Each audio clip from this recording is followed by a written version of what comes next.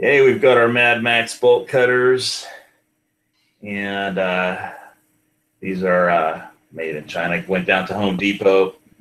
So for setting free the enslaved people of the apocalypse, and as usual, I forgot to turn off the external.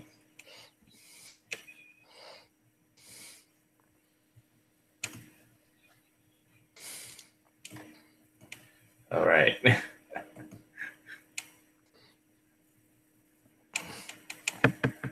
Yeah, well, I suppose you could use it to cut off body parts, but I wasn't planning on doing that. So your bolt cutters are to deliver your people from bondage? Well, you can cut, and well, first of all, in every Mad Max, he had like red bolt cutters. I don't know. I don't think this is the same brand or anything, but I'm pretty sure they're all made in China anyway. And it's like in the last one, they use these. They had to use these to set Max free because he was a blood bag and he was chained with a face mask and handcuffs and leg irons and everything. So he had to get some of the girls to use one of these to cut off his chains. So yeah, I would imagine you could use this to either bash a bad guy in the face or set free to break the chains of slaves in the apocalypse. So, and I mean every Mad Max he has bolt cutters and he's using as a weapon and to break some kind of chain or something. So, or I think in Road Warrior he used them to clip the. So one guy was pinned with a crossbow bolt to some kind of vehicle, and instead of pulling out the entire crossbow, he just cut the crossbow off where it was pinned to the body of some vehicle. And I'm not Max, but I do have my bolt cutters. So yeah, that's one of the tools for the apocalypse, I guess. And I don't know how many Mad Max shows movies you can watch in a row, but I also have the Glock 17, and this is Lock and Load Show and Gun Channel. So wanted to introduce my incredibly awesome panelists. I guess Dusty is in Florida right now, visiting his mom, and wrapping up some business there.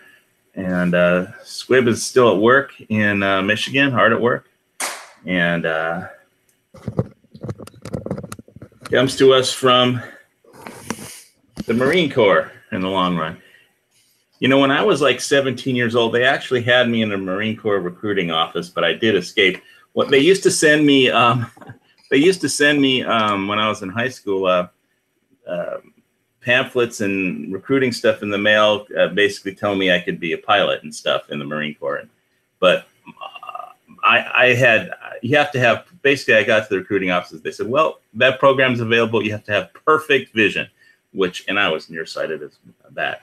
So didn't qualify for that, so I basically walked and escaped the recruiting office.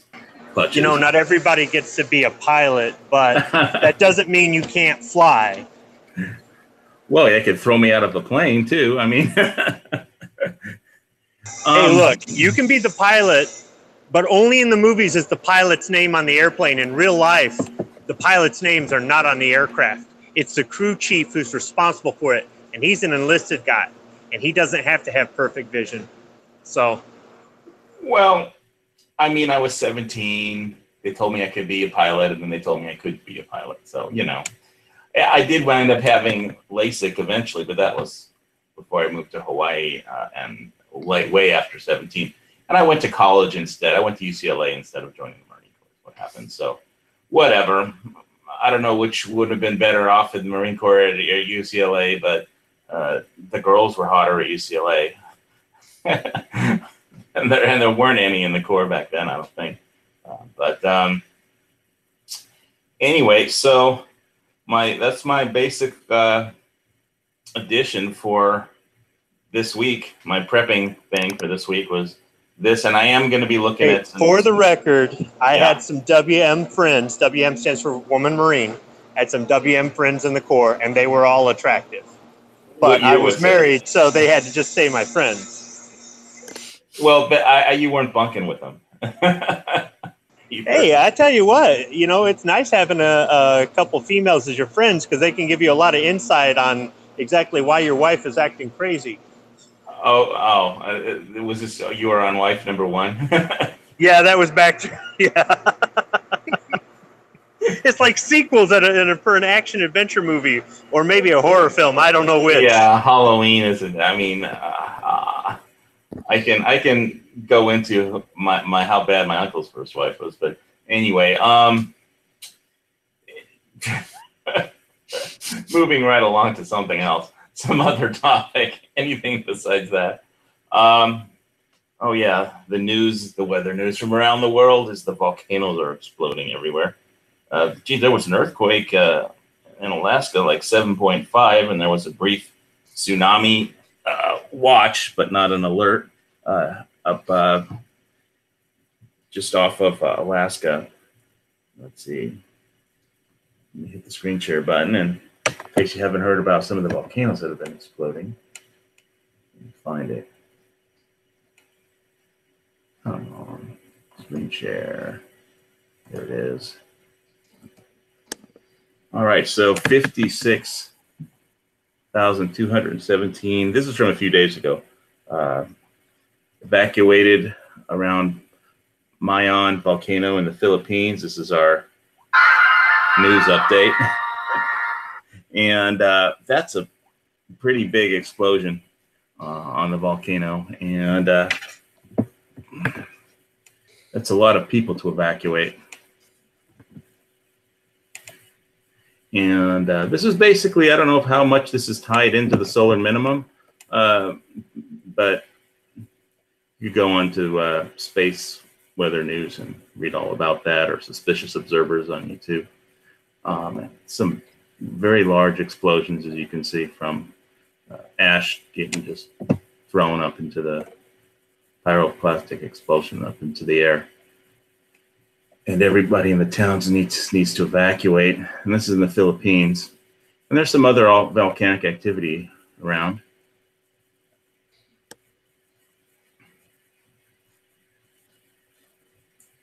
All right, I'm going to turn down this. I'm not going to play the video or anything, but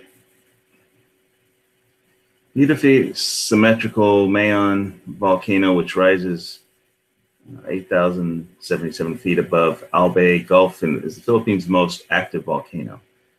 Hawaii has basically, Kilauea has been erupting since I think 1985 or 1983, so over 30 years of erupting here, but it's not much of an eruption. This is it's like just a slow motion seepage on Kilauea. This one's like explosions that like the pressure builds up and boom. It's like more like Mount St. Helens, an explosion. So whether this is because of somehow the cycles of the sun, 11-year cycle of the sun contributes to this, who knows? I'm not an astrophysicist or stellar astrophysicist either, but it's a big explosion. Anyway, that's the news on that. We got the State of the Union coming up, and the economy's been doing okay. It seems to be chugging along. I don't know how long it's going to be until there's some kind of snapback. But the market is doing, stock market, if you own stocks, you're doing well. If you have a 401k, you're doing okay. And let's see what the Gun Owners of America has. Nancy Pelosi's been saying some pretty crazy, stupid things, but that's normal. Quote, the Republicans in Congress are a wholly owned subsidiary of Gun Owners of America, unquote. Nancy Pelosi, October 4th, 2017. Well, that would be good, but I don't think they are a wholly owned subsidiary. but it's nice to. I also joined the Firearms Policy Coalition over the last week. Finally, they'll send me a membership card and a patch or a sticker or something in the next week or so. I don't know what else everybody else has been working on. I am going to be trying to get out of my condo and up onto the volcano. So if it doesn't explode any more than it already is, just kind of seeping, which it has been seeping into the ocean for over, well, since 1983 or 1985, I think. Slow motion eruption. Not too much happening. Boy, what happened on Jared Walsh's show on Saturday? I think they declared that God, everybody on Gun Channel declared that God was dead or there is no God or something. And I didn't go on his show because I would have just like exploded at everybody that was on his show. So it just seems to me that it's like, as you go, when you're first born, you don't know anything, right? You know, and your parents teach you, or you go to school and you learn stuff. But as you go through life, you kind of figure things out, like day is bright and night is dark, and eventually figure out that if you wouldn't be here just quantitatively by the odds of luck. You wouldn't even be here if there wasn't something to if there wasn't something that's called God to guide you and watch over you. And but I guess some people haven't realized that, and so everybody's free to think what they want. But boy, it was like everybody was declaring that there is no God, or making fun of God, or God is dead, or something else. It's like, geez, I won't listen to your show, Jared, anymore. And he said, well, do you want to come on the panel? And I was like, nah, just get my blood pressure up. So anyway, as far as that goes, I can't really add too much more to it. I was saying in the pre-chat, Okay, I think what you need to accept is that on gun channels, at least most of the people I've spoken to are atheists. Now, I am not an atheist. However, I don't care if they are. If they don't like the fact that I'm not, we don't have to discuss religion, but I'm open to discuss it. I'm not looking to convert anybody. If somebody wants to ask me questions because maybe they're struggling with being an atheist, or maybe they want to find God, talk to me. If not, we're not going to talk about it, because it's just one of those things that it just doesn't. I'm not one of those people that believes that you have to convert everybody you meet. It's just not my thing. However, I don't look at the fact that there are people out there who don't believe what I believe as if they're wrong, bad, or evil. It's just they got a different belief. As long as we, don't make it an issue, it's not an issue. But you got to handle it your way. Everybody's got to handle it their way. But there's a lot of atheists, and you know what?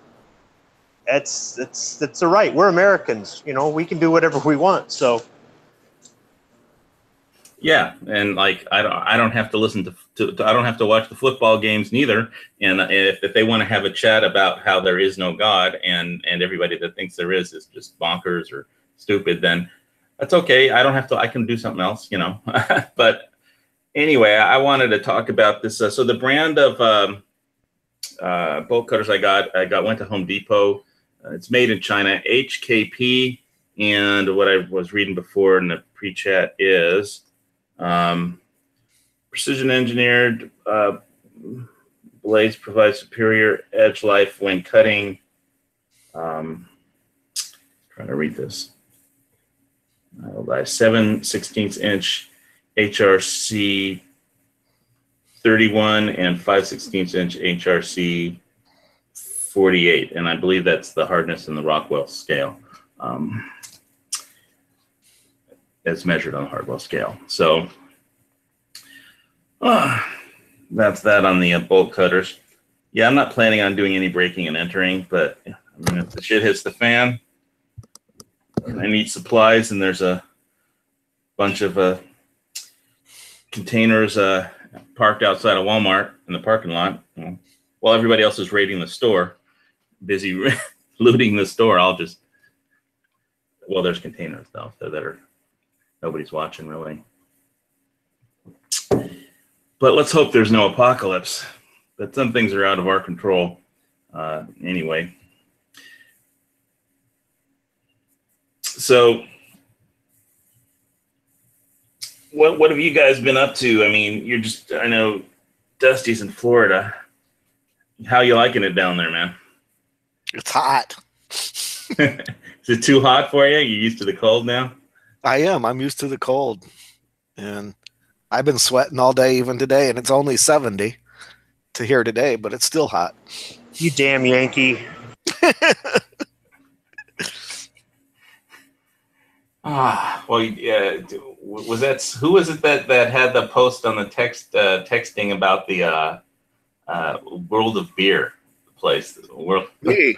I went there the other night after the hospital. I thought that was pretty cool. World of Beer. Yeah, I mean, how many kinds of beer do they have at that place? I mean, if it's called World of Beer, it must be a lot. They had a lot of them, let me tell you. And, of course, a lot of them was from Michigan, 20 and 30 miles away from my house. So you have to go all the way down to Florida just to have Michigan beer. They had one that's hard. You don't even buy it in Coldwater, and they had it down there. Beer's from Dark Horse and Marshall. You don't find that in Coldwater, and they had it here in Florida. What about the microbrew for that restaurant that's it's just past Marshall? It's got some German name. I can't think of it. I guess I'm not sure which one you're thinking there. I don't know. It's down by the Indiana border, but that's everything over by you. I can't think of the name of it, but they had some that microbrewed that you can buy, and then they had some that you can only get at their restaurant. I can't think of it. Down by the Indiana border? I'm by the Indiana border. Yeah, I know. Everything over there is Indiana to you. I only went there once. I can't remember the name of it. Neutral Clay says HK Porter. Oh no, he's talking about my HK Porter is a brand of tool. Yeah, that's he's talking about my. Sorry, I didn't mean to interrupt your beer chat with my Boltcutters. Sorry, my bad. There is one in Angola though, Squib. So that you might actually been in Indiana. No, I know where Angola is. I wasn't there. I can't think of the name of the place. I'll look it up later if I remember and text you. Okay. All right. Then I was looking in this morning there, and while I was sitting in my mom's room, I'm not too far from Raphael. Yeah, there's a lot of Michigan No, people. you're not. You're not. When I was down in Florida last, I met him over there at Shooter's World in Tampa. Okay. Yeah, it depends on what happens the next. I don't know how long I'm staying even. I brought enough medicine for 3 weeks, but You're about 2 hours away from him. okay. Well, looked like just take what is it, I-4 or something? The one that cuts across? Yeah, I think I-4 south of me. Yeah. Because I'm just off of the Florida Turnpike. Okay, all right. Then you're probably closer to him than... okay, the Florida Turnpike's on the west side. Yeah. Yeah, oh, you're closer than that then. Okay, I was thinking you were closer to Orlando. So you drove to Florida from Michigan? You didn't fly, right? I drove. Yeah. Actually, Rupa had a chat, was it Thursday night, and it went till about 4:30 in the morning, and I chatted the whole time I drove. Squib was on till what, 2 or 3? Yeah, I was trying to unwind after a long day at work, so yeah, I was up too late, but yeah, probably 2. Okay. It wasn't bad. It was a good chat. Yeah, it was. And it just kept going. Everybody was it finally about 4:30, he closed it down. And then I drove a few hours, and then later I jumped on to the Daily Show for a while. All right. Well, that's all the Gun Channel's news, I guess. Let's see. So that's like my that's like my new tool for the apocalypse. Shit hits the fan. I don't have that many tools, but I figure once I get into a actual house with a garage / man cave, I'll be able to set up a reloading and have all kinds of fun tools and stuff. But for now, it's keep it light and portable and stuff that I could throw in the back of the Blazer and stuff like that. Boy, Bitcoin must be making money if you're ready to buy your house already. Well, I'm not buying I'm not buying the infinity pool place yet. Okay. It's more like I'm getting out of the condo with a 180-degree roof and in the center of town with 96 apartments full of completely unprepared people who will all be like banging on my door for food after the boat stop coming if something goes wrong. And yeah, I'd really like to get a little greenhouse and some fruit trees and stuff. We'll have enough land for that. And been in a condo for so many years. It's like I'll need all the farming tips I can get from you. Like setting up a greenhouse and stuff like that and raised beds. And I think I want to grow, besides some fruit trees, like red leaf lettuce is my favorite, and some cilantro, strawberries, peppers, tomatoes, stuff like that. And along the road, strawberries must be in season down here right now, because along the road, everybody's got strawberries setting out for sale. Yeah, I remember there was this when I was living in California. There was this one place at the top of Topanga Canyon and when it crests at the very top, there was a place they always used to pull over and set up a strawberries for sale stand. And I used to bicycle all the way from when I was living in Reseda down Mulholland all the way to PCH, where the dead ends up there by County Line Beach, and then back down PCH and up Topanga Canyon. When I got up to the top, I'd always stop and buy a bunch of strawberries to eat and then keep going. But I was a lot younger then and in better shape to do that kind of like all day 12-hour bicycle ride uphill and most of the way. So, but I guess time catches up with all of us eventually. Father Time is undefeated. You just keep chugging along.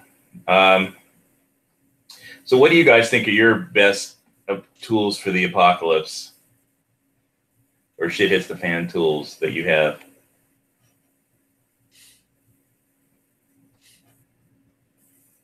Dusty, I'm going to guess for you it's like a tractor.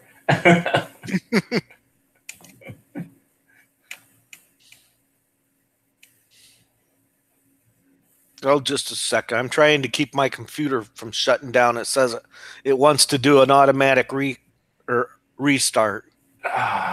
Just tell it no. I just did.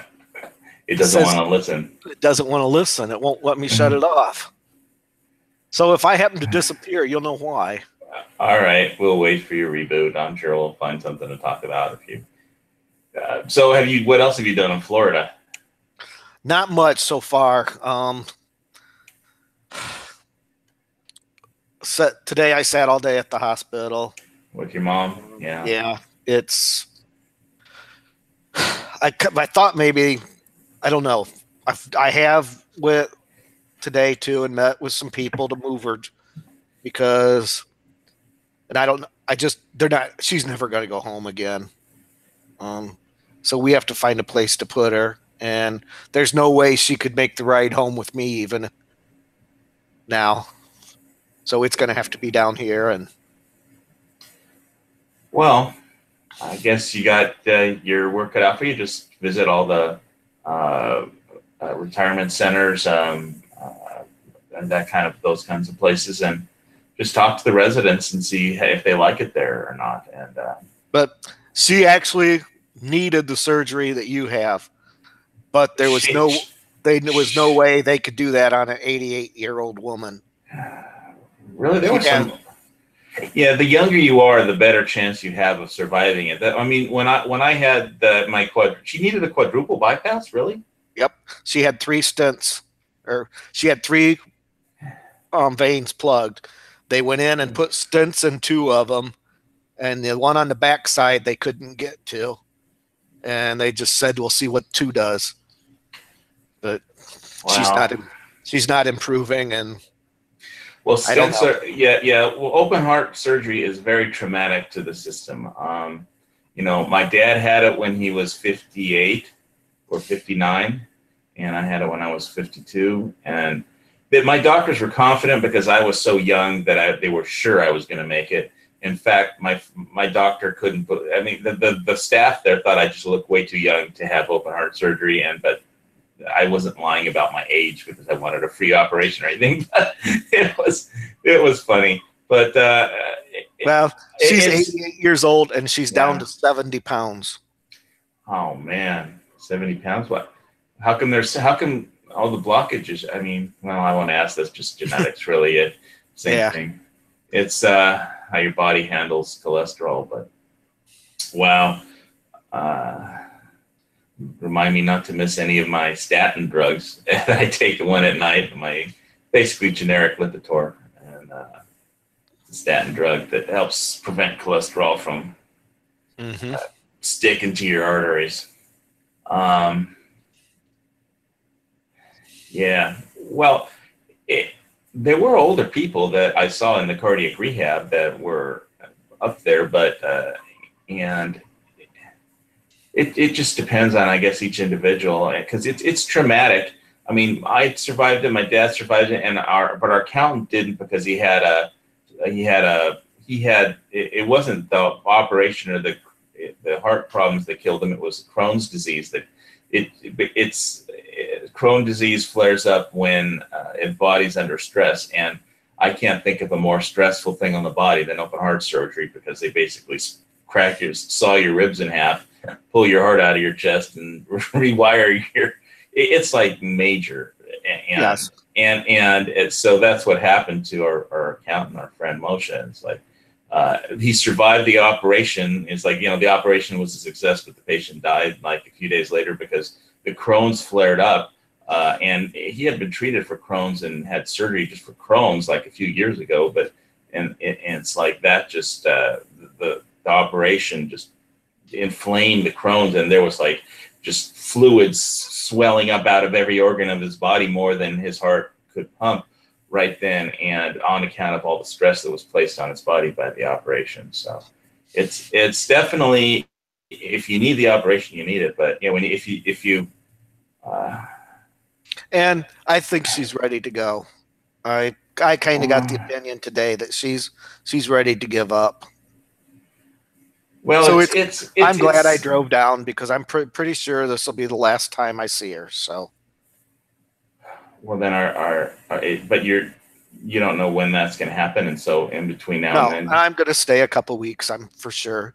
But I was kind of, when I drove down, I thought maybe I'd get to do some things, and I'm still hoping. And maybe next week I can get a hold of Raphael and shoot with him or something, because I brought some guns with me. And cool. Yeah, that's always nice to meet all the other people on gun channels. Yeah, he's a pretty cool guy. We hung out for a while, and then we started talking to some other guy, and then he just kept us there. We're both kind of looking at each other like, is this guy ever going to stop? And a nice guy and stuff, but we were trying to hang out with each other, and then the stranger just sort of jumped into conversation and took over. So I brought a little bit of extra money. I think it'd be neat to go shoot a machine gun at that place in Kissimmee, which I'm not far from that. At Shooter's World in Tampa, I think they had an M249 for rent. So, oh, did they? Yeah, they had at least one full auto there for rent. Raphael said it's a little pricey, but it's kind of neat. They got a museum right down the middle. They got this hallway down the museum with all these glass cases, and there's signs all over that say "Not for sale," and it's a museum. And then it's kind of broke up into 4 corners, and each corner has something different. In the back left-hand corner is the range. But I've never shot anything full automatic. I think it would be fun. Yeah, I bet it would be fun too. I can't wait to get my chance one day to, get my hands on a minigun. But I don't think you ever will. well, you think I can't fly to Vegas and shoot a minigun? One of those rental places? Hey, you know what? Once you do, you'll get it out of your system and be like, oh, okay, no big deal. Well, it's not the main thing I want to do in my life. I mean, I have other things, but I'm just thinking it would be fun. That's all. Do you have any idea what pricey means? Pricey? I mean, well, yeah, pricey to squib might mean something different than pricey to me. Oh, I imagine it's several $1,000s. To shoot one? They're probably going to put you in a damn helicopter to do it. Oh. Yeah, we ain't going to do that then. Oh, yeah, you don't like to fly. No. That's part of the reason. If I could have got a flight down here this time, though, I was considered flying. But I was able to drive faster than I could fly. How fast were you driving? I averaged 80 all the way here. Well, planes fly faster than 80 miles an hour, dude. I know, but I couldn't get a flight until Sunday morning. Oh, well. All you really got to do is slow down in Georgia. The rest of it, you can just put it to the floor. There were Bigsy on Georgia. If you go, yeah, Georgia is, you definitely don't want to get popped there. But hey, I'm telling you, going up in a helicopter is different than going up in a tube that's at 36,000 feet. In a helicopter, it's like the coolest roller coaster you've ever been on. And I really don't enjoy roller coasters. They make me sick, but I can hang out of a helicopter and it's like awesome.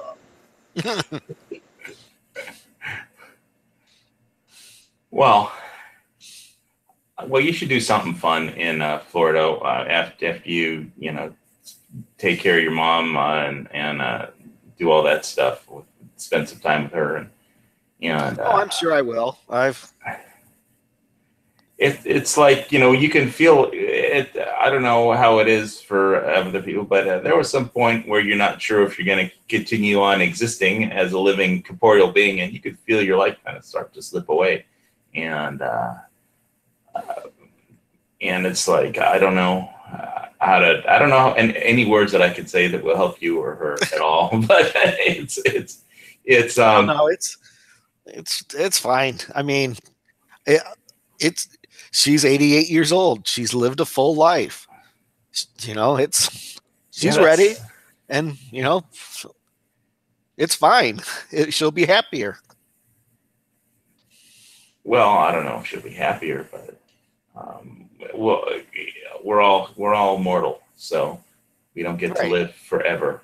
But most people don't think about it until it's forced upon them. And then when you don't think about it at all and it's forced upon you and it's like, oh, it's happening now. And then your plan to buy another gun next week is just going to have to wait or till like never. Or hopefully all your paperwork is squared away. And my folks were talking to me the other day about all the paperwork, and it's like, we need to talk to you because the laws have changed about our. And it's like, I don't want to even think about you guys passing away. Who am I going to argue with, And it's like, but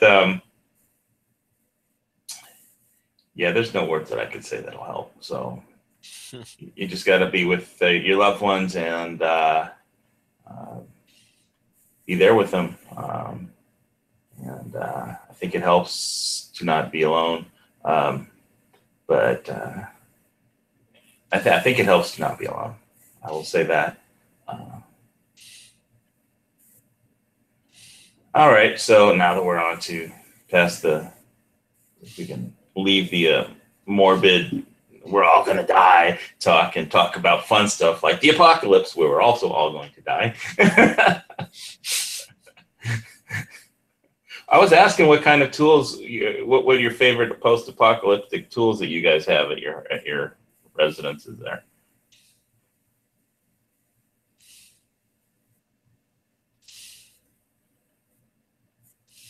Come on now, what do you think would be the most useful tool that you have in the apocalypse? Sorry, I'm still trying to work and podcast at the same time. Okay, so I thought about two things that I need to add to my tools. All right, shoot. One is a recovery strap. I used to have one. Had it for a long time. It finally broke. I never replaced it. A recovery strap? What is that exactly? So it's a 2-inch nylon web strap with a hook at either end, and you use it for pulling another vehicle. Oh, so a toe strap. Yeah, those are pretty inexpensive. I've got one of those or two of those. Well, the toe strap has a hook, right? The recovery strap has the loops. Is that it? Yeah, Yes. yeah. I don't want the hooks. I won't let you hook on to me with a hook. Yeah. I want the hooks because the hooks are easier. But so I guess I need a toe strap. And I had it. Most places sell 25-footer, but you can order a 30-footer. That 5 extra feet makes a difference. Yeah, I picked up some at Lowe's. With your diesel truck, I'd want a 3-inch rather than a 2-inch. If you actually check your torque rating out and what you could actually put on that strap, you'll be closer to a 3-inch. Okay, I'll make it a 3. Yep. I'm just telling you, that diesel motor in the front is a little bit different than a gas motor. You got a lot more weight, and that weight snapping on that strap is what. But the reason I don't like the hooks, which was with a log chain one time, but I busted the end of the hook off once, and that piece of hook, which was about an inch long and half-inch in diameter, went through the back window of my tractor and out the front window of my tractor about 6 inches from my head. After that, I decided I was never going to pull something with a chain that had hooks on it. All right. Well, what else were you going to get, Squib? I got one of those at Lowe's, or two of them at Lowe's last a couple times back ago. What else? Well, I'm probably not going to get the one at Lowe's if it's made in China. I got to get an American-made one. And since I want a 30-footer, and now I got to get a 3-inch, I'm probably going to have to do some searching around. I haven't had one for years, but I need to get off my sorry butt and get one again. The other thing is a hooligan. I'd like to get a hooligan. I don't even know what that is. You ever seen the tactical entry teams, and they've got that funny looking pry bar that'll pop open pretty much any door?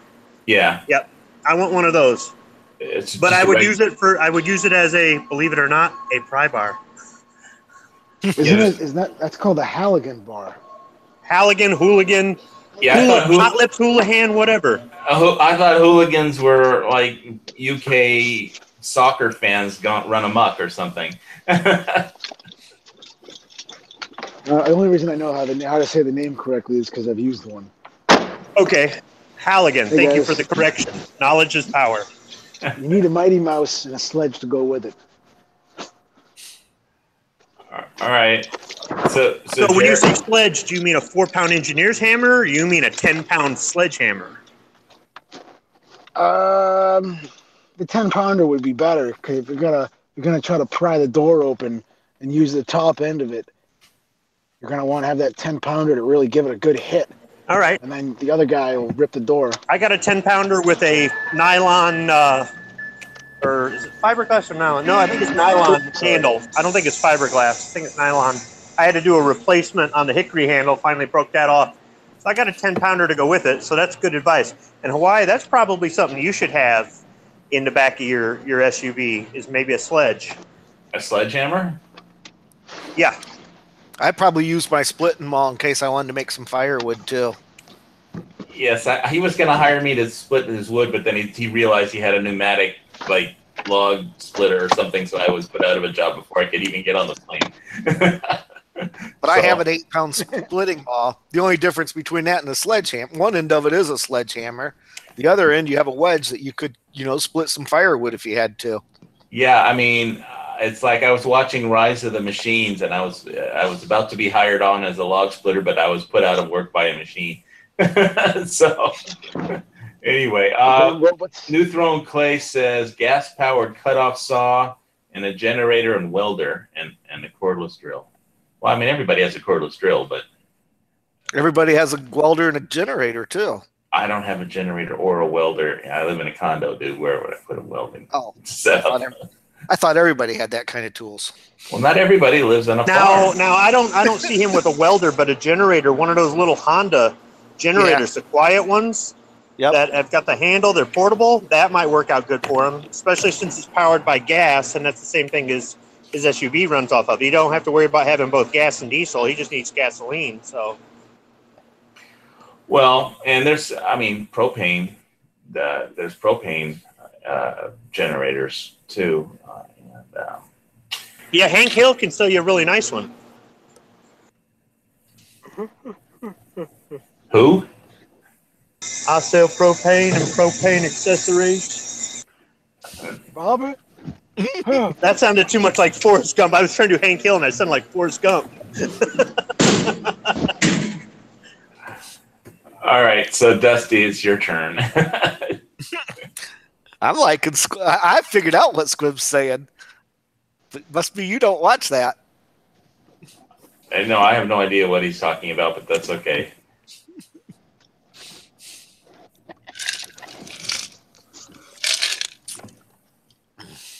I don't know. Maybe my okay, so Dusty, getting back to the recovery strap versus the toe strap.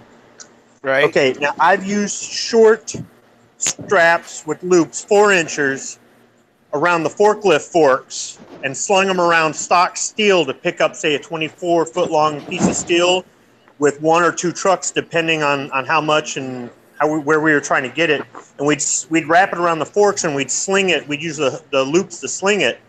Mm-hmm. But now, if I was using my truck to tow, say, another truck out of a ditch, how would I use those? Would I just run the loop through and knot it almost, or what?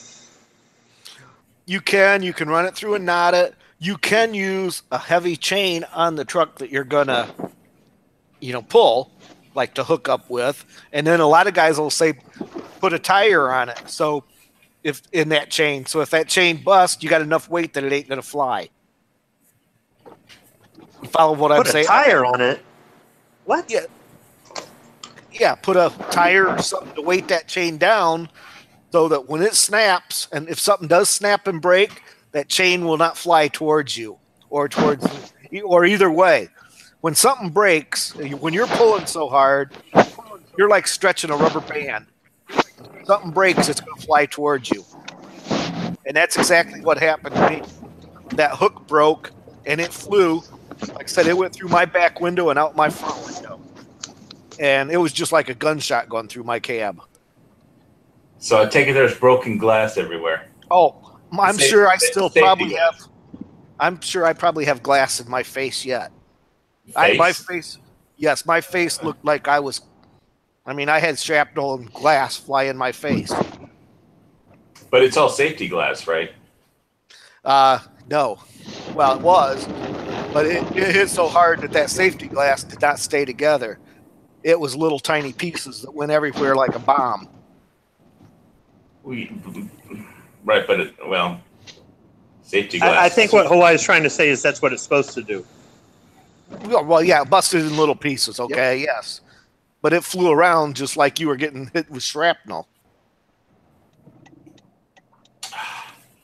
All right. Well, if I ever get out of this condo and where I'm looking at some new properties up on the volcano this weekend, you guys can help me figure out how to get a reloading setup going. And in that situation, would it happen again, Squib? I don't know, but I'm not going to chance it again. I know what can happen now, and I'm not going to hook onto something with a metal hook and a nylon toe strap. Well, my thing is, I've had a few situations where I've ran it through a loop on some stuff, and it's tightened up so tight it's made a knot that I could not undo. You know what I mean? Where right. With the hooks, you can sort of wrap them around or hook them onto if it's got the recovery hooks already on the front bumper. You could go bumper to bumper there, hook to hook on both trucks. That's safe. One cool thing about my Blazer is it has like an RV tow hookup on the front of it. Anyway, it's so as far as hooking up a strap to the front, it might be okay if I had to. I've never done that. I have a strap, but that's probably where I'd hook it up to. And a lot of times on the rear, I'll loop that loop over my ball of my trailer hitch. Yeah, yep. Yeah, I got the recovery hooks on the front and hitch on the back. But my thing is, if I used it, I mean, it's going to be safer. You are right about that. It is going to be safer. My thing is, if I just get it in this knot, that it's either going to take me 2 hours to undo and a lot of cussing, or I'm just never going to get it undone. It's kind of like, you know. All right. Well, sounds like what you guys really need is a tow truck. Oh, you know what I could do is if I get the strap, or an instead of the hook, if I get the strap or the recovery strap instead of the tow strap, and I ever do use it and it comes into a knot, I'm gonna come down to Dusty's. I'm gonna take it into his pole barn and be like, "Here, man, call me when it's undone," and I'm gonna leave. I'm gonna go get some of that beer. There you go. Hold on. Can you guys just fashion a tow bar instead of being worried about what you're doing? Now the only way I'd get a tow bar if I had a deuce and a half, because they got a setup right there in the front bumper to put a tow bar on there. See, here's a deuce and a half. I'd just use the winch. Here's my get out of jail free card. There you go with logic again, Dusty. What's that? Here's my get out of jail free card when it comes to the car. Automobile Club. But don't most deuce and a halves have a big winch on the front? You get it either with winch or without. There's a national stock number for each model, with or without a winch. But you could retro one without. If you get your hands on one, you could retro it and just add a winch. But, okay, Hawaii, so everybody out there wants to know, do you know how to change a tire? In theory, yeah, but I'd rather just call the Auto Club. I listened to your chat about how to change a tire and now, wait a minute. What I should have with an oily show. So it's SHTF, it's the apocalypse. You get a flat, and you get on your cell phone, and you call to get your tire changed. Meanwhile, people are running around screaming, waving their arms in the air. The volcano's exploding. Zombies everywhere. Dogs and cats living together. Mass hysteria. And you're waiting on Auto Club. Well, so in the meantime, so far the shit hasn't hit the fan, and none of that stuff has happened, and I could call the Auto Club. I did post. I did listen to your show and Oily show when you talked about all your automotive maintenance and things you need to do to change a tire and some kind of special. I don't even remember what it was. I'll have to go listen back to it again. Some kind of thing, different kind of jack or something. I'm trying to remember what the hell you were talking about. Something to keep the car jacked up. Higher than normal or something. I forget what it was. Jack stands. Yeah, I'm not like the most. I basically tried auto shop in high school, and I just got a headache, and it didn't do me any good. I was more like an advanced placement English student than automotive. I can't help it. Yeah, maybe it was better that you didn't join the Marines. Well, I mean, it doesn't hurt much to get a large breaker bar with the right size socket on it. And you could probably pick one up at Checkers or O'Reilly's, whatever you got locally there. But and then you could make it changing it much quicker, and make sure your scissors jack works. Maybe bring a little piece of wood if you're in the Hawaiian. If you get that crazy Hawaiian dirt, so that way your jack doesn't sink into the dirt. You get a little tiny piece of wood.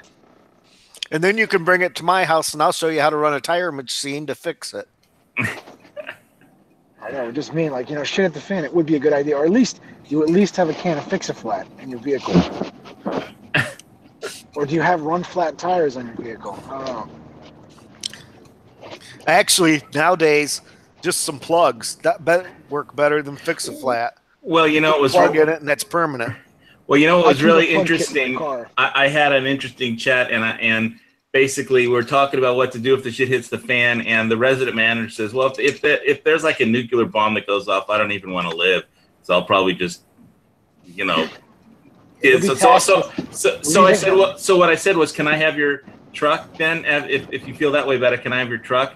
Because he has this really nice Dodge truck, you know, raised and stuff, and pickup truck. And he's like, yeah. And he said, just make sure that I'm dead before you take the truck. And I was like, all I have to do to have your truck, just make sure that you're dead. I don't even have to wait for the apocalypse to do that. Where's your keys? But so I could have more than one truck. If I get a flat tire, I'll just have somebody take somebody else's truck. But anything where the tire goes out.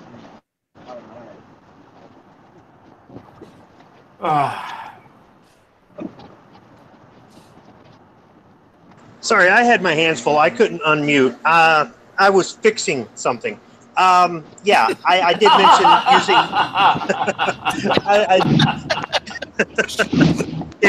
I actually was using both hands and one foot to hold this thing together.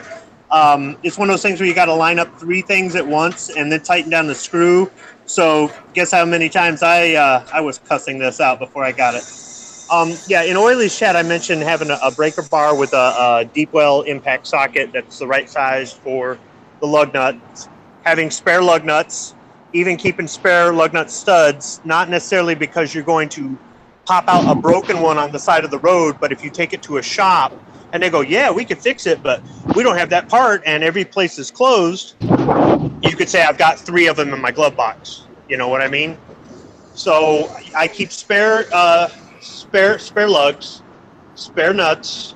I keep a breaker bar, a deep well impact socket, jack stand, one jack stand, a piece of wood, and you were talking about like if possible, a floor jack. You could get a small floor jack. It will come in a plastic case. You can buy them at that's what you were talking about, the floor jack. Yep. And that piece of wood, you can either put it underneath the floor jack, you can put it underneath the jack stand if you're on soft ground, or you can put it on the saddle of the floor jack in case you're trying to get it underneath the frame and it just won't reach high enough. It'll give you an extra, 1 3/4 inch, or if it's a 4x4 block, or maybe even 2 pieces of wood. You get a small 2x4 and a small piece of plywood or something. And that's also something you can jam underneath the tire to try to get traction too. All right, now I gotta say this. When I went down to the Marine Corps, they gave me a written test, which I got like every question right, but they didn't ask you if you could change a tire on a car. Oh, you're talking about the ASVAB test. That was the most easiest test on the planet, I think, that was ever invented. But I'm just saying, if you can't change the tire on a car, I don't want you setting headspace timing on a Modus, okay? Right, but they don't ask you if you could change a tire in order to let you into the Marine Corps, or they don't give you a test where you have to change the tire. You have like 2 minutes to change this tire, or you don't get into the Corps. Well, now they have other stuff where they check your spatial abilities with questions and stuff like that. So the ASVAB now, they ask you all sorts of great questions. Try to actually gauge, what your mechanical ability is, what your spatial ability, all that crap. Well, I think it's 17. Adjusted fire. I think I was only 17 years old back then, and I was interested because they kept sending me stuff on being a helicopter pilot. So, but my vision wasn't good enough, so that was that, and I went to UCLA instead. So, whatever. You think you're TC? I don't even know what that means. Too cool? No, TC from Magnum PI. He was the helicopter pilot. Well, he wasn't. He was in the Army, though, right? No, he's Marine Corps. He was a Marine Corps pilot in that show? Yeah, Rick and TC were in the Marine Corps, and Magnum was in the Navy. All right. Well, most of the chopper pilots around here, I don't like them because they just fly low right over my condo during the Ironman Triathlon, and they're like, 20 feet hovering over my condo to get a close-up shot of the people triathletes running down the street, and it's like, it's like they're flying. They were like, I've actually filed a complaint with the FAA because they were like flying under the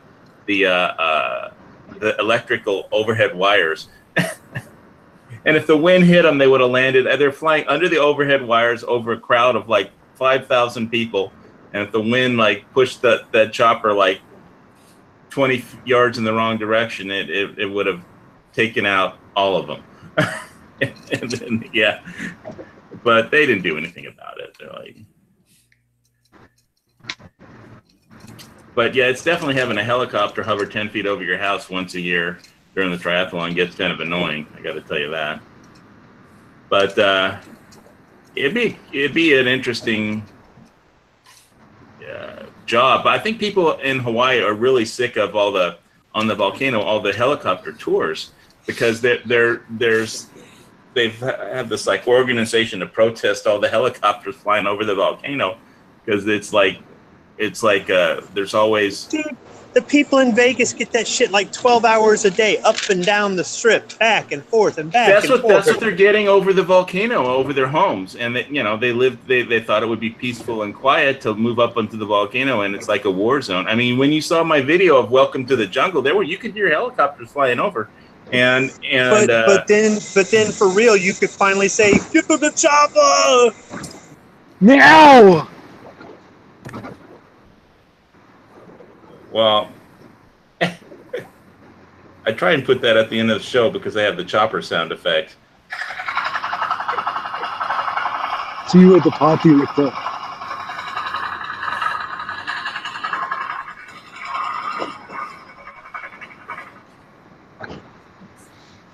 So What's that? CIA got you pushing too many pencils?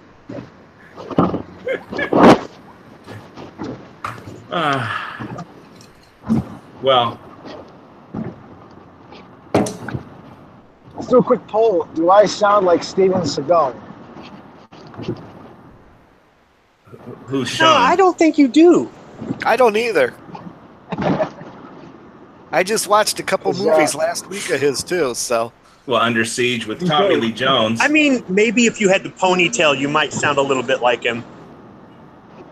Bad. I was in another chat and people were saying I sound like Steven Seagal and they were laughing. So.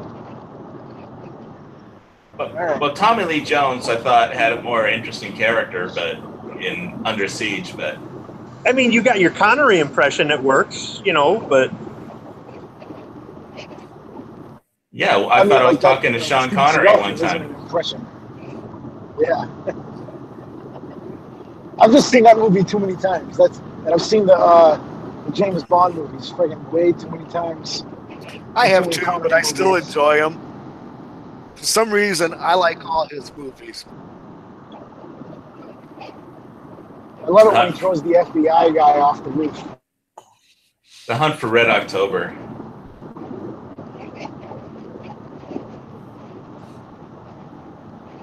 Oh, so did we talk last week about what you think about the new IWI guns, HVS? No, I mean, I think, was that the week I had my Tavor out? I mean, I don't, it's like they made some changes, and I like the Tavor the way it was. They changed a few things. And when you took the Tavor out, did you have to blow the dust off of it first? No, just because, look, I haven't gone shooting lately, is all because of my printer breaking down, and I need a damn hunting license to go out shooting. So I haven't dealt with renewing my hunting license because it would expire in May anyway. But it's basically just because my printer died. Your printer dies in Hawaii, you can't get a hunting license and you can't go shooting. But I think I know where to deal with that. I just haven't dealt with it. Your printer dies in Hawaii and you can't forge your hunting license. I mean, print your hunting license. Well, if you don't have one. Staples? Do you have a Staples near you? Yeah, but I don't want to go put my social security number and everything else that you have to put down on a public computer where everything, because you need that for your hunting license. And you have to enter all that information, and it's just I don't want to enter all that information that's pretty, identity theft. But you trust the Hawaiian government. Well, no, I don't trust them either, but I'm not like gonna just put my social security number up on a bulletin board or something. So some identity thief gets a hold of your identity and finds out that all your money is in Bitcoin. He'll give you your identity back. He'll pay you. Here, take it back. Well, we'll see what happens. It's Bitcoin, I think, is going to be a thing, and or Litecoin will, or oh yeah, I got to show you guys the new Potcoin and Weed MD. Punch up those websites. No, but I was mainly specifically asking you about the Tavor and 7.62, the Tavor shotgun with the 3 tubes, and then the other Tavor shotgun that can hook on your AR-15, or it can come off and turn into a full-size shotgun. Well, I don't have an AR-15, and oh wait, I'm perfectly happy with the 5.56. I mean, every time I take it out, it hits exactly what I aim it at, and I have it set up for CQB, and it's an incredibly awesome weapon, and you don't want to be on the wrong end of it. The one that mounts underneath the barrel, the one that mounts underneath the barrel like an M203, that was an IWI. I thought it was IWI, wasn't it? I thought it was. Maybe it wasn't. I thought it was a different company. Maybe you're right. It's the one with the cylinder in the back. Yeah, it might be a different company. It's but that IWI, though, it's kind of neat. Yeah, the IWI did come out with that bullpup shotgun. It had, what, 32 rounds? I haven't been keeping up with it, man. And they came out with the Tavor 7 that shoots the 308 bullets. Right? I could be wrong. I got that one of the shotguns mixed up. I have to plead ignorance, but there was something interesting from the SHOT Show, a 12-gauge perimeter alarm. I don't know if you guys saw this at all. I think Prepared Mind had it on his channel. Do a screen share really quick. Pretty sure it's been out for at least like a year, because I think last year I was checking it out, and it's not a bad alarm, except, you know, this one? You can set it up. This one? I can't look at it, but I mean, I've set up booby traps, and it doesn't look like it would be bad at all. I've been trained in booby traps, and like actually trained by the Army. It doesn't look like it'd be bad, but I mean, don't expect it to hurt anybody. Well, no, it's a perimeter alarm. If somebody breaches my perimeter, I'll hurt them. But it's to let me know the. Yeah, but can't you do that with a rat trap, a nail, some tripwire, and a 12-gauge shell? Well, I have poppers for perimeter alarms, but it's just another tool. I mean, it looked interesting. I thought people might like to know about it. It's on FITH Ops, so Fire in the Hole Ops.com, if anybody's interested. I guess the only problem with it is the guy who's entering your perimeter also knows that his presence is known. Depends if you want him to know also. I mean. Well, I think if this thing goes off, if the perimeter alarm, if a popper or a flashbang or something goes off, everybody within earshot will know that something's up. So, it's basically so nobody can sleep up on you when you're sleeping or something. If you don't have 24/7 somebody. They have security cameras with motion alerts. I'll let you know. I mean, it's not that expensive. I understand this is probably cheaper, but I don't know if you're going to have to go through. I don't know. I think I'd probably rather have that, because then the regular doesn't know that you're aware that he's coming. Yeah. It's going to be right where you're at. Well, it's an interesting little tool. If people are interested, they could go buy one. Whatever. No, I agree too. Yeah, it's not a bad thing to have a mechanical backup, I guess. Yeah. Until the burglar gets somehow one of those fucking buckshot pellets in his eye, and then he sues the shit out of you. Well, we're talking about if the shit hits the fan, there's no rule of law. I know. Your cell phone is like drastically changing the volume from super low to super distorted and high. So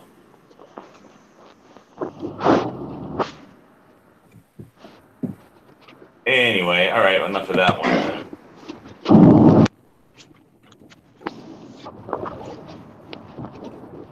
Let's turn off this screen share.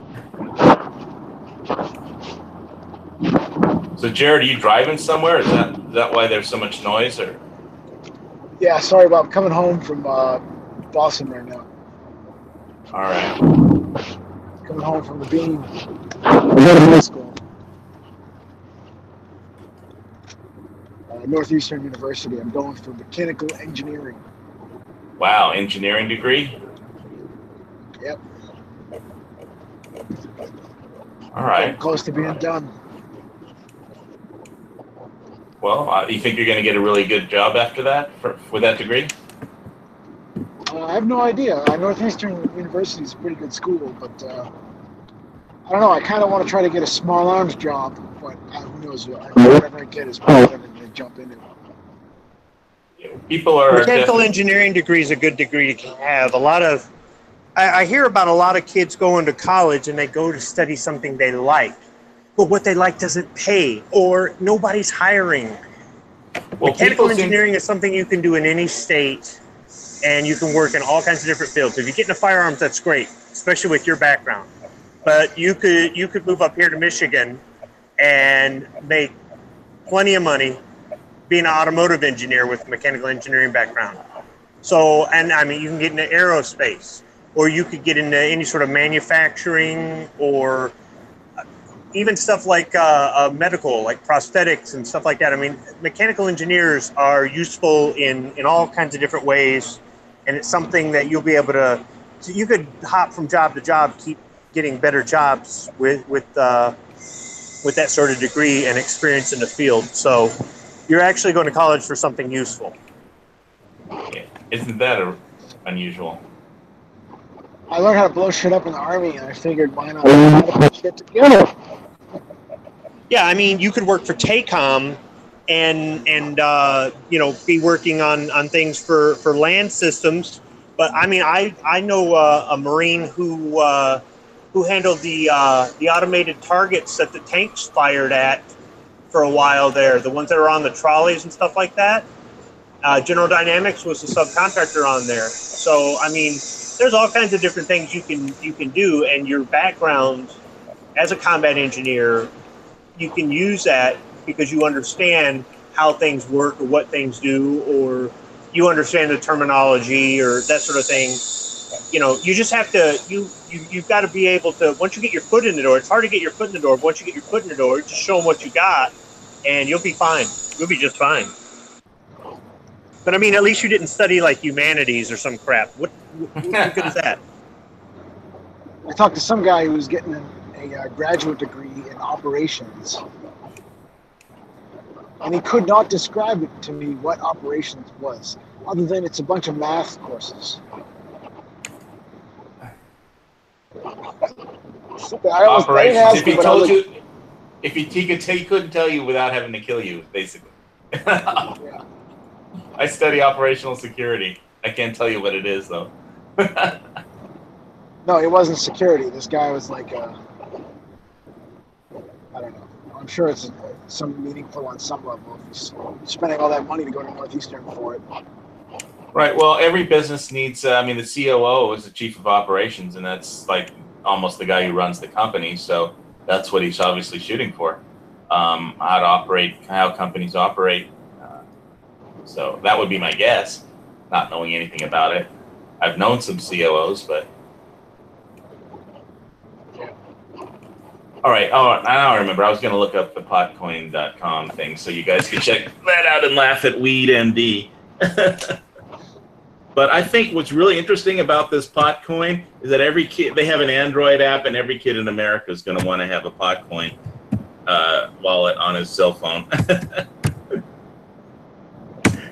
And then you could go to your local dealer and, your local dispensary, not dealer. I see how old school I am. Local dispensary, and buy whatever you need with Potcoin. And you mean a state-approved dealer? Yeah, a state-approved dealer, a state-approved dispensary. And like Canada has this company called, you've heard of WebMD? Well, they've got WeedMD. So I'm going to have to screen share with this just for shits and giggles. But I do have a Podcoin wallet, and I'll probably get some Podcoin for free from the faucet hubs where I do my claiming. Let's see. Here it is. WeedMD, medical cannabis. And basically this whole Podcoin cryptocurrency is like, here, what is it, 22 cents a coin? It's so they can, because banks don't really want it, because it's against federal law to do this, even though if the state law allows it, they can, it's a means of exchange for currency where they can avoid having to have just cash that the bank can't take, and they don't have to have like 1,000 armed security guards to pick up the cash and at the dispensary to guard it. Because I think cash is the only thing people can buy it with. So they're looking for something like this. And I do know a friend of our family has an agriculture business and a dispensary, although he's actually runs an engineering firm. This was his main company. So I guess this is just one of his sidelines. But I emailed him about this particular cryptocurrency. He's not too into cryptos or anything. But so yeah, you can download the Android wallet, and so that's what I'm saying. Probably every kid in America is going to want this Android thing on app to have a pot wallet on their cell phone. It's, and then it'll be like, when you were a kid, there was like a drug dealer in every high school, or a house on every block. And so now there'll be an app on every phone. So personally, I don't do this shit, but. Hey, so when the feds come to grab you or whatever, they have a full record of everything you've done. Well, it's you can look into the information about how the privacy that they let's see. We all know how well the weed card worked with Hawaii. Oh, you're gonna well there anyway. I won't get into that one. But this you're gonna like on the Podcoin news. Here's Dennis Rodman going on his peace trip to Asia, sponsored by Podcoin.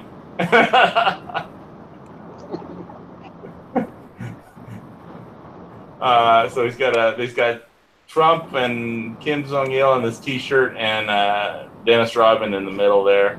And let's see, a nuclear threat. Podcoin sends Dennis Rodman back in an attempt to broker peace. This was December 6, 2017. Hall of Famer and former NBA bad boy Dennis Rodman embarked on a multi-stop trip in Asia Pacific on Wednesday, once again backed by the community-based cryptocurrency for legalized marijuana, Podcoin. While the complete itinerary of his trip has not been disclosed, Rodman plans to make his initial stop in the U.S. territory of Guam. The Guam Visitors Bureau confirms that due to growing political tension between the U.S. and North Korea, tourism from almost every market except South Korea has been on a downward trend, the biggest being Japan. After North Korea's threats of a nuclear attack, 7,556 flights were canceled to Guam, resulting in a $9.5 million loss for the territory. Well, I know in Guam, don't they have like casinos that they're building there specifically for Asian tourists? Wait a minute, no one's going to there to check out the betel nut trees? Well, have you been in Guam? I've never been to Guam. I have some videos of the Anderson Air Base, some bombers taking off on my channel, but. No, I haven't been to Guam. I hear it's really nice. I know some guys from Guam. So I think if you're going to do a story about Podcoin, in the background you should be playing some Bob Marley or something. Well, that would get me a copyright strike. In addition to I never monetize these chats anymore anyway, so fuck it. If anybody likes these chats, they can support the Lock and Load Show by donating Bitcoin to the address in the video description. But you don't have to. It's okay. You're gonna get slashed by the thing too, right? Or no? Are you good? Am I gonna get? You're gonna lose your Google whatever AdSense account? Probably. I only have like 900 subs. I don't have 1,000. So, I mean, as long as I could do the show every week and you guys want to do it, that's okay. I mean, I just care. wonder, though, should you be talking about this when in the beginning of the chat you were talking about getting some property on the volcano so you could start growing some of your own stuff? Well, I don't want to grow marijuana. I want to grow strawberries or... I mean, there's cherries and strawberries and cilantro and what's this other stuff? I don't know. It's crazy. Whatever. Red leaf lettuce. Sorry, no, I'm not going to be growing any, but I mean, there are people. That's a code word. Stuff. Red leaf lettuce. Red leaf lettuce is actually. I have some red leaf lettuce. Do you want me to show you what it looks like? You can't roll. I mean, you could roll it up and smoke it, but I wouldn't recommend it. It's better just to mix it up with some fixings and eat it like salad. That's what it is. Trying to sell that is what they call bunk, but which is basically like lawnmower grass that they sell to tourists, thinking it's pot, who don't know no better. It's dirt weed, isn't it? Isn't that the other name for it? And it's called bunk. Oh. Well, that's not the same as dirt weeds. The weed you sell to somebody who has no idea what weed is. Yeah. The stuff you sold me was great. I got so high I couldn't feel my face. Well, this picture is pretty funny though. I do think that every kid in America is going to want a Potcoin wallet on their cell phone though, and Potcoin is like 25 cents a coin, so who knows if it'll go up or down. I'll probably get some for free from Faucet Hub, which I do some claiming on. Kind of it's probably going to skyrocket from 25 cents up to about 420. 420. Yeah, I should change the name of my channel to 420. We'd get more viewers. 420 preppers. 420 preppers. 420 preppers. Well, I mean, there are a lot of people that grow that stuff, but it's like this. What the state of Hawaii did is they passed this because they had the medical marijuana card that you can get. Of course, if you apply for that, then they sent out the police sent out a letter saying you have to turn in all your firearms.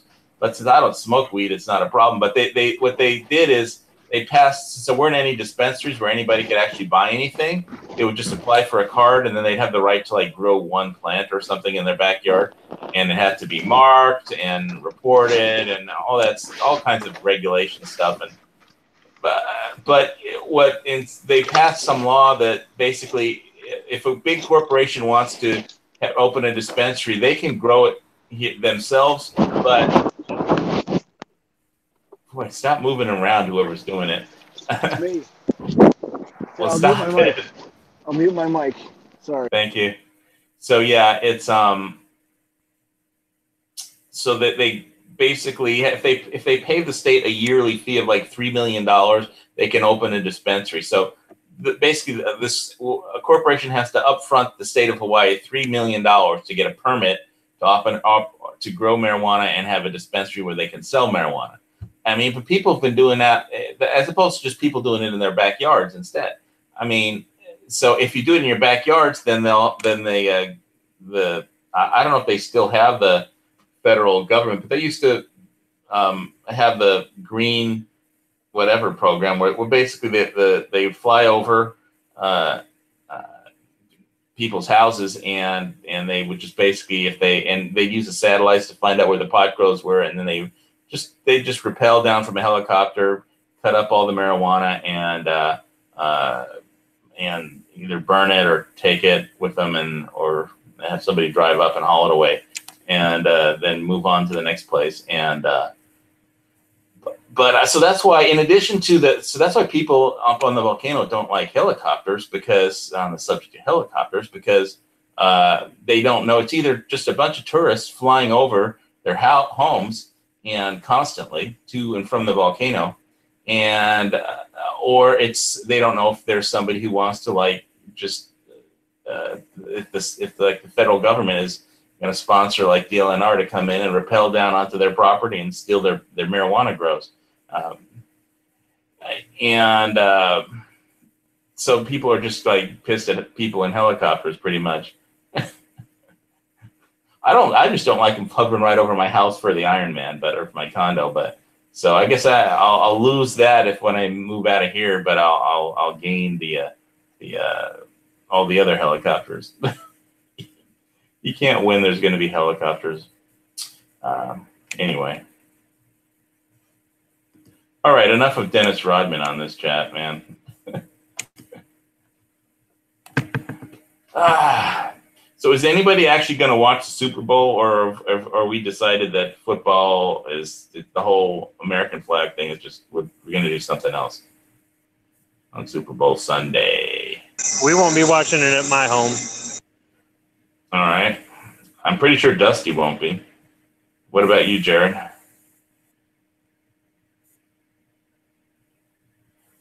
He has to unmute himself to answer. No, not watching it. I don't like football, so. You know, okay. I haven't made up my mind yet. I'm leaning towards not watching it, but we'll see what's happening on Sunday.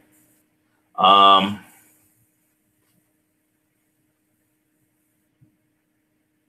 guess there's the whole thing of whether the Patriots are going to win again or the Eagles are going to win.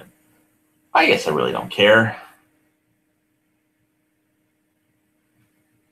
So let me go look at the external or the gun channel site, see if anybody is typing anything over there. Let me get over there. Hey, there's Dano there. I'll throw a link to Dano if he wants to come in. Oh, hey, tell Dano, Apex Gun Parts. I think they had Yugo M57 mags in stock. Okay, I'll type that. He didn't have any luck with grabbing funds?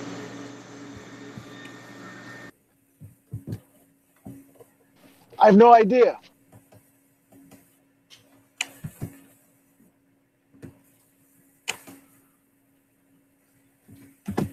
Apex Gun Parts.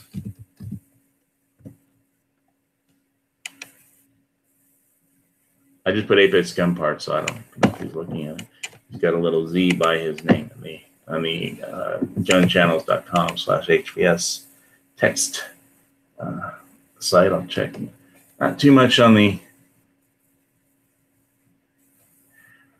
Well, Dano, you could come on and call me whatever the hell you want. I'll just say it like that. I know how to change a tire. I'd just rather have somebody else do it. Got an auto club guard. This is precisely why I don't think a cap and ball revolver is for you, because you're not going to find somebody you can pay to load it for you. I can load. It doesn't. Loading is whatever. All right, I'll just stick with my Ruger GP100. You would want a caddy at the range. Well, why not? Why not? Volcano Golf and firearms range. That's what it should be. While they're shooting golf balls through the air, I'll just be trying to shoot the golf balls as they're like before they hit the ground. Find someplace up there. Like, oh, somebody's shooting for it, and they'll be pissed if their golf ball shatters before it hits the ground, and it would have been a hole-in-one or something. Well, that'd be a pretty good shot, though. I mean, you think you could hit a golf ball flying through the air before it hit the ground? That should be the real test of who's man. I wouldn't try it with anything other than a shotgun. Oh, yeah, well, a shotgun would make it easier. You got more spread. So you wouldn't try it with a rifle, right? Okay. Yeah, I mean, you could, who knows where the bullet would land. So, yeah, safer to do it with a shotgun. So instead of a thrower, you just let people hit a golf ball with a big Bertha and then hang out by the putting area green. All right. Guam is an armpit. So somebody doesn't like Guam. Well, I do have a video of a lot of bombers taken off from Anderson Anderson Air Base there on my channel. So what do you think it would be a good idea if there's going to be a war in Korea to recommission one of the battleships?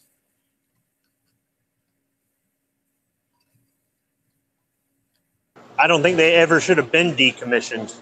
You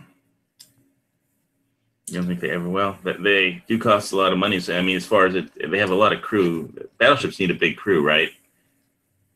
It's like not as much in the 1980s as they did in the 1940s, because a lot of stuff was automated, and they removed a lot of the secondary systems. But still, I mean, you could argue that it's outdated, blah blah blah blah blah. It's so heavily armored that if pirates or terrorists tried to pull up next to it and blow themselves up, they wouldn't hurt it. Well, it's armored on the side. It's not armored on the top. It's armored on the top, the bottom, the sides. It's armored everywhere, dude. Well, it's got wood decks. It's got wood decks. They're armored underneath. It's armored underneath. I mean, most of the armor is on top of the turrets, on the conning tower, on the side belt, on the hull, and on the hull. Yeah. But still, I'm telling you, it's like when they blew up the Cole, that thing has got sheet metal. For people see a military ship and they automatically think they're all armor plated. A battleship's got 12 inches or more of armor plate on the sides. Destroyer has got sheet metal. I mean, that's why they were able to kill all those guys. So a battleship's got that going for it. It also has the advantage of when it's setting off the coast there, being able to direct that intensive gunfire up to 20 miles from where it's at. So if it's sitting 4 miles off the coast, it can hit targets 15 miles inland. And you know, they were using drones launched off the back to spot the artillery. Now they'd have even more modern drones. It carried a helicopter that had anti-submarine capability, and it could do secondary missions. It had secondary armament for hitting smaller targets. So if they tried to engage it with gunboats, they wouldn't make it. They wouldn't get close.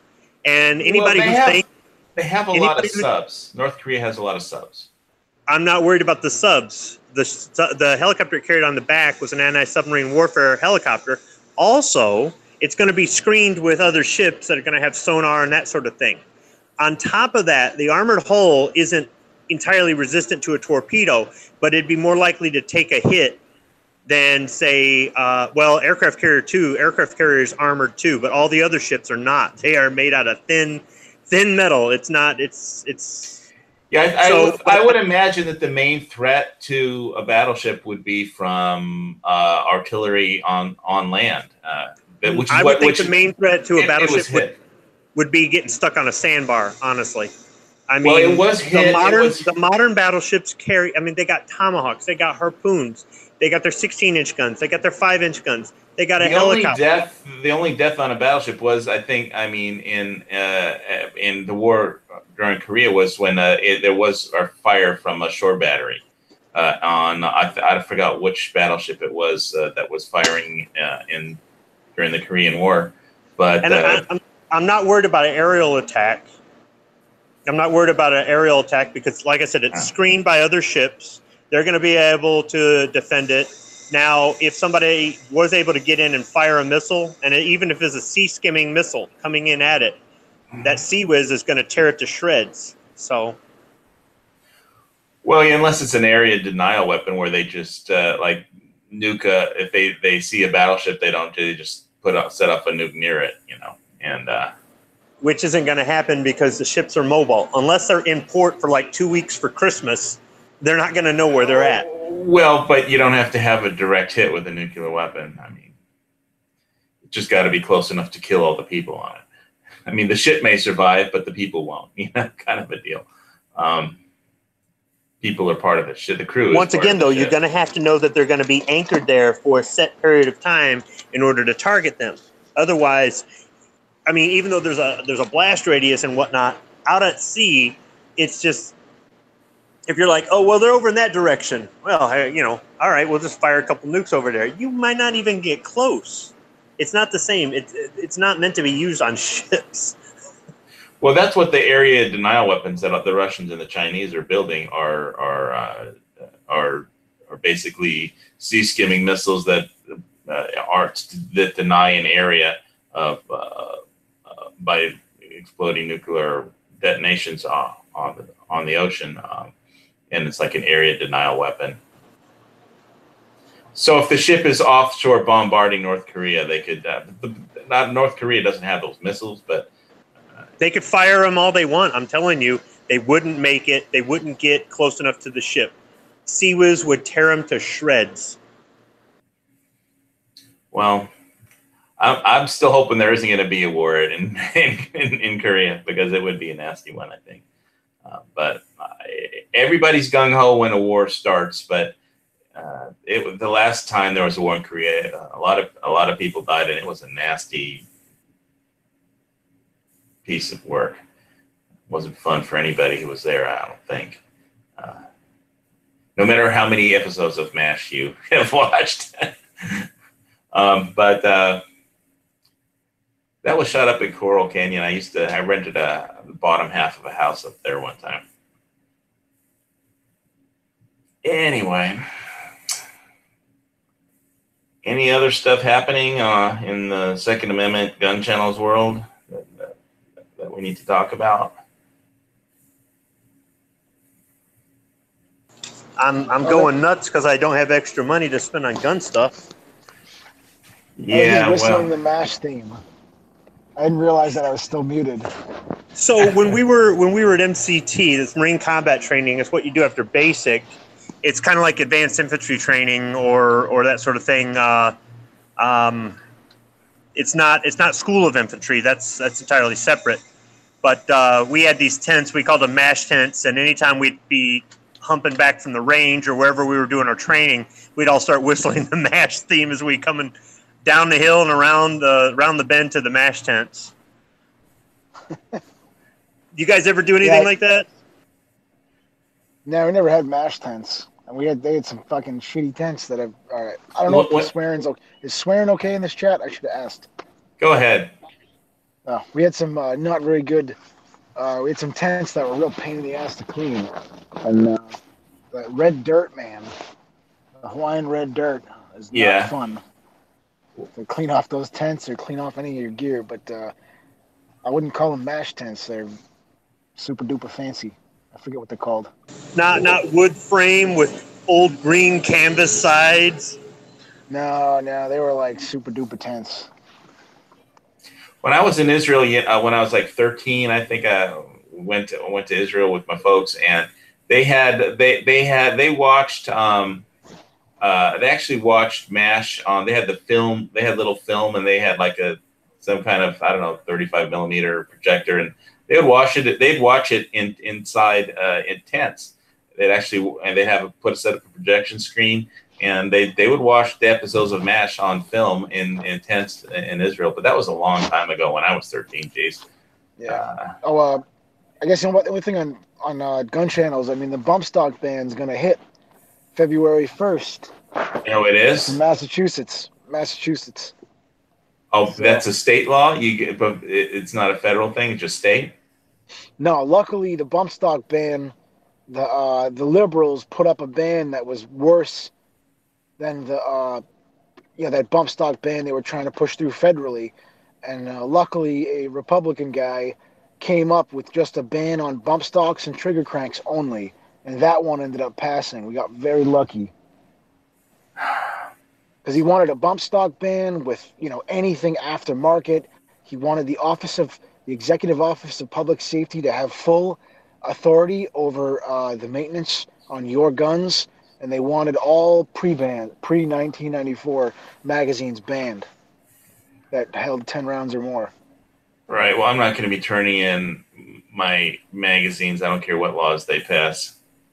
Yeah, I'm just saying, like that was. I'll just go back and delete the video of like when I received the Paul 25 mags from Palmetto State Armory. I'll just take that video down. It's like you're lucky they're still shipping to Hawaii. Well, I mean, Classic Arms. I guess they were. I was going to buy some more, but then I had a problem trying to order it off the web because they automatically said, "Well, it's more than 10 rounds, so you have to call in," and then. I could never get through. It was always a busy signal to Classic Firearms. So Like, screw it. I already have like 50 or 100 AK mags. Is there- I don't need. Is there a law banning that though? No, there a law- no. There's They a just law assume- banning. There's a law ban. No, they just didn't set up the computer program. If you buy online to buy, because there's a ban on handgun magazines of more than 10 rounds in Hawaii. Oh. So they don't have their computer system isn't set up to differentiate between rifle mags and handgun mags. And wow, that's actually kind of smart from the Hawaiian thing. well, yeah, I wanted to buy a few more, but I guess 50 or 100 AK mags is enough. I mean, more is better, but it's like I could live without another 50. Besides, where probably all my money is going to be probably going towards, moving or a house or maybe, new tools. I'm not going to start spending money on lots of gun stuff or prepping stuff right now. I probably think until I move out of the condo into like a property up on the volcano where I start growing all kinds of strange things. I think this probably my last prepper purchases will be the Boltcutters for the next rest of the year probably. So there you go. My Mad Max. I don't know. I don't think it's the same model, but whatever. PowerLink Boltcutters.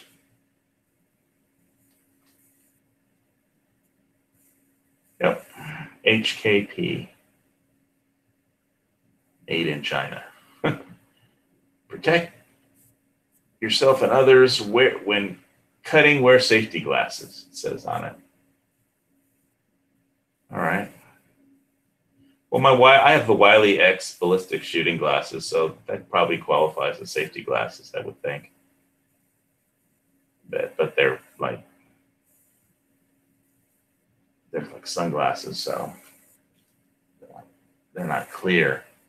So if I'm working in the dark, it'd be a little different. But anyway, just another fun tool.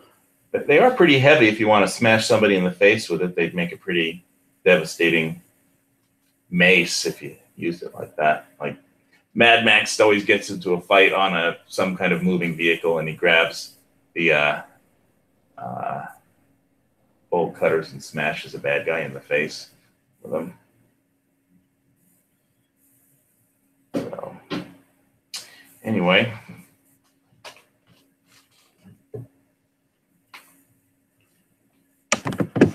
All right. I don't see too much new chatter out there in the external. Check really quick on gun channels. See if anything's going on. Just Dano there. All right, so if you're listening, Dano, Apex Gun Parts, for whatever reason you were looking for something. I guess we're going to wrap this one up. It's time to get to the chopper, and we'll see you next week.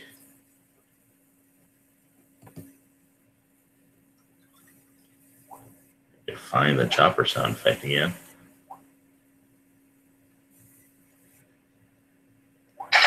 All right, get to the chopper.